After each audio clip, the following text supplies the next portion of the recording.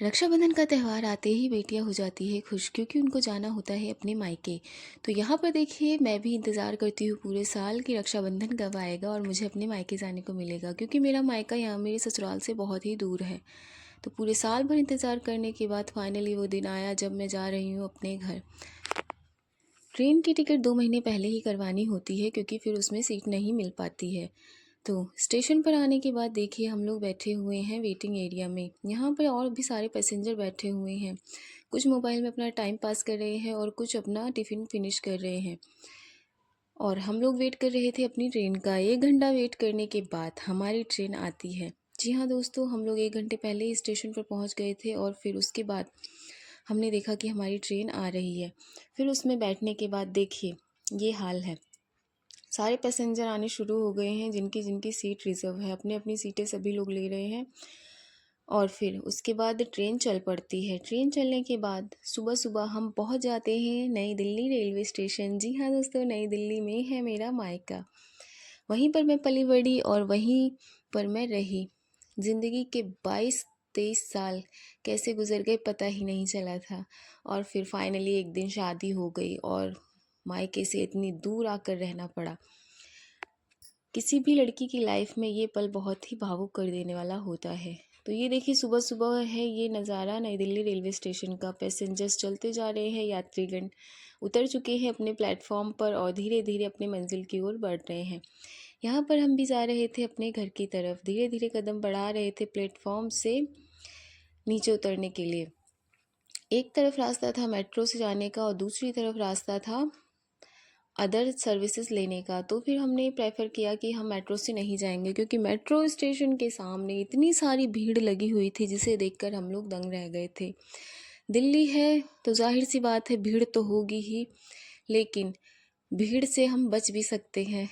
तो यहाँ पर हमने प्रेफर किया था कि हम लेंगे बस और उससे घर जाएंगे। तो देखिए धीरे धीरे हम फाइनली अपनी मंजिल की ओर बढ़ते हुए जा रहे हैं। 2 छोटे छोटे बच्चे हमारे आगे चल रहे थे, उनके फैमिली मेम्बर्स भी उनके साथ ही में थे।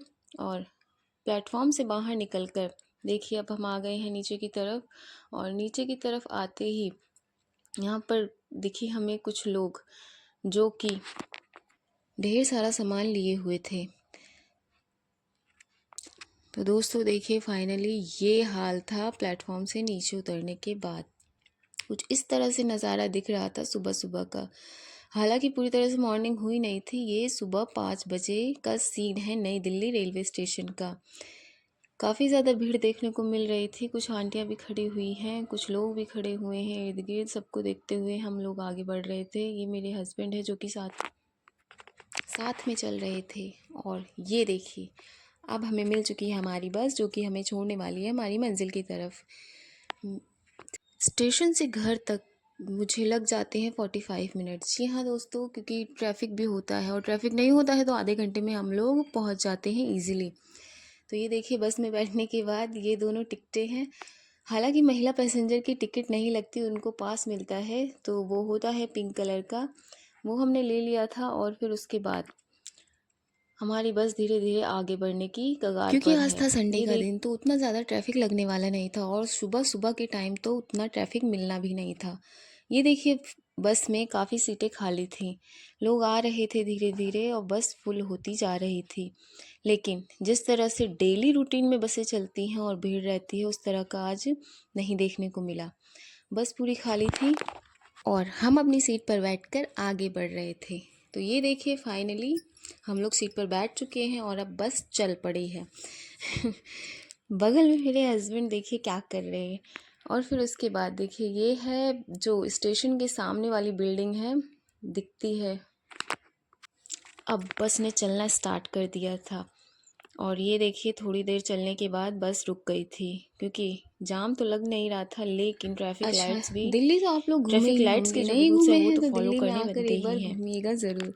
तो दोस्तों पूरी रात ठंड में ठिठुरने के बाद प्रॉपर एसी वाली ट्रेन से आने के बाद हमें बस भी वही मिली जिसमें एसी चल रहा था। और फिर उसी एसी वाली बस में हम ठिठुरते हुए बैठे हुए थे। सुबह सुबह के टाइम पर ठंड तो ज़्यादा ही लगती है। पता है मुझे क्या लगता है कि रक्षाबंधन साल में एक बार नहीं, साल में 2-3 बार होना चाहिए, जिससे कि बेटियों को अपने घर जाने के लिए बार बार मौका मिलता रहे, उन्हें इस तरह साल भर वेट ना करना पड़े। क्योंकि जो बेटियां दूर रहती है वो तो तरस जाती है अपने घर जाने के लिए। तो इसीलिए 2-3 बार तो पड़ ही जाना चाहिए ये वाला फेस्टिवल। ये देखिए, हमारा घर आने ही वाला है कुछ मिनटों की दूरी पर। तो आज के लिए इतना ही, मिलते हैं अगले व्लॉग में। तब तक के लिए राधे राधे।